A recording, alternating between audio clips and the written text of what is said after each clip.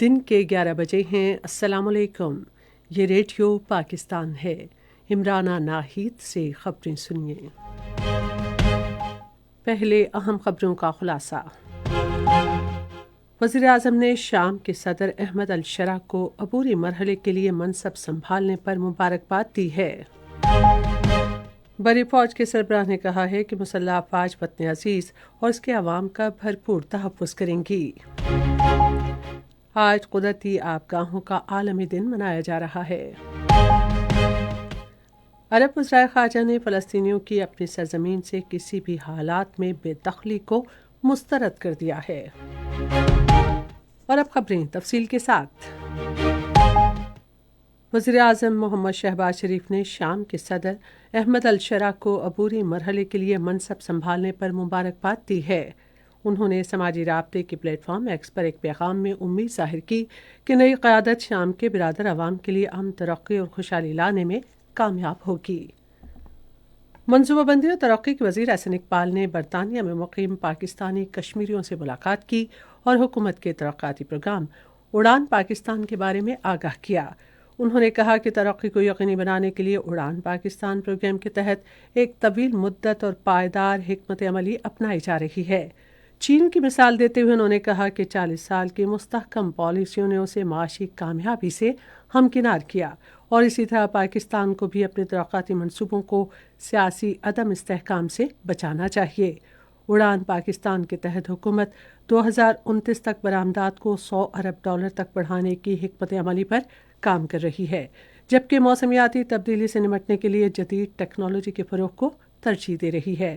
उन्होंने बैरून मुल्क मुक़ीम पाकिस्तानियों पर जोर दिया कि वो आला तालीम और जदीद महारत हासिल करें, क्योंकि उनकी कामयाबियाँ मुल्क के इस्तेहकाम और तरक्की में अहम किरदार अदा करती हैं। एहसन इकबाल ने कहा कि हुकूमत डिजिटल प्लेटफॉर्म के ज़रिए बैरून मुल्क मुक़ीम पाकिस्तानियों को कौमी तरक्की में शामिल करने के लिए एक जामे हिकमत अमली तैयार कर रही है।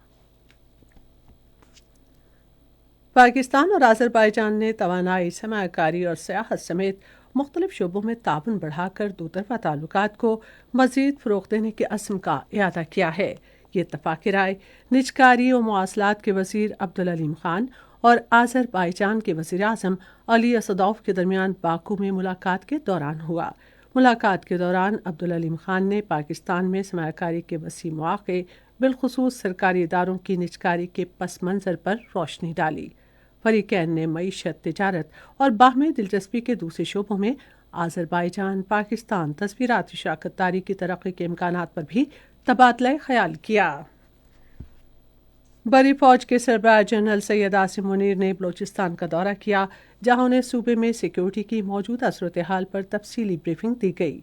आर्मी चीफ, गवर्नर और वज़ीर आला बलूचिस्तान ने शहदा की नमाज जनाजा अदा की और कंबाइंड मिलिट्री हस्पताल कोयटा में ज़ख्मी फ़ौजियों की अयादत भी की और हर कीमत पर मुल्क के दिफा के लिए उनके गैर मुतज़लज़ल अज़्म को सराहा। बरी फ़ौज के सरबराह ने इस मौके पर कहा कि जो लोग अपने गैर मुल्की आकाओं के लिए आलाकार के तौर पर दहशतगर्दी में मुलविस हैं और जिन्होंने मुनाफिकत का दोहरा मयार अपना रखा है, उन्हें हम बखूबी जानते हैं। उन्होंने कहा कि वतन अजीज़ और उसके लोगों के दिफा के लिए हम यकीनन उनका खात्मा करेंगे। कुदरती आबगाहों का आज आलमी दिन मनाया जा रहा है। इस साल दिन का मौजू है हमारे मुश्तरका मुस्तक़बिल के लिए कुदरती आबगाहों का तहफ़्फ़ुज़। कुदरती आबगाहें माहौलियाती निज़ाम है जिसमें माहौल, उससे मुतालिका पौधों और जंगली हयात के तहफ़्फ़ुज़ के लिए पानी एक बुनियादी उन्सर है। अरब वज़राए ख़ारजा ने फ़लस्तीनियों की अपनी सरज़मीन से किसी भी सूरत में बेदखली को मुस्तरद कर दिया है।